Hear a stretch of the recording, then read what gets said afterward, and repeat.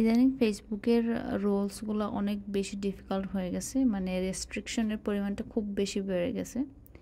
আগে যেরকম ইচ্ছা হতো সেরকমই গান টান লাগিয়ে দিয়ে ফেসবুকে ভিডিও আপলোড করা যেত, এখন সেটা আর পসিবল হয় না।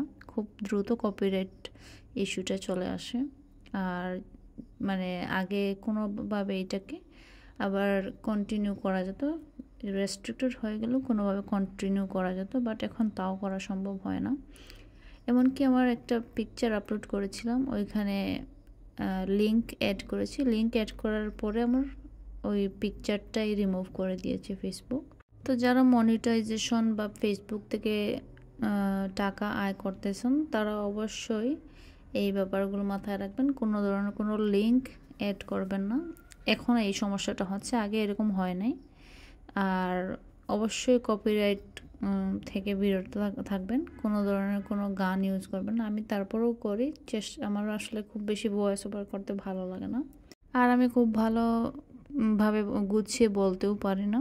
অনেকের এডিটিং দেখে আমি আসলে নিজে হতাশ হয়ে যাই, আমি কি এডিট করি আর কি ভয়েস দিই। আজকাল সবাই এত বেশি ইন্টেলিজেন্ট, এত বেশি সুন্দর করে ভিডিও মেকিং করে, ভিডিও আপলোড দেয়। অনেক আর্টিস্ট বলেন, আমি তাদের ভিডিও দেখি আর ভাবি আমি কি ভিডিও দেই, কীভাবে। আগে তারপরও অনেক পরিশ্রম করতাম, অনেক সুন্দর করে কিছু হালকা পাতলা ভিডিও বানাই ফেলতাম। তো যেটা বলছিলাম, যারা মনিটাইজেশন অন করেছেন বা পেয়ে গেছেন তাদের জন্য বলবো, আপনারা যদি কপিরাইট ইস্যুটা এদিনে খুব বেশি বেড়ে গেছে, আর সেই ব্যাপারে একটু খেয়াল রাখবেন। আর রিলসে আবার মিউজিক অ্যাড করা যায়, ফেসবুকের নিজস্ব মিউজিক আছে, ওইটা যখন রিলস আপলোড করবেন ওইখান থেকে অডিওটা অ্যাড করা যায়।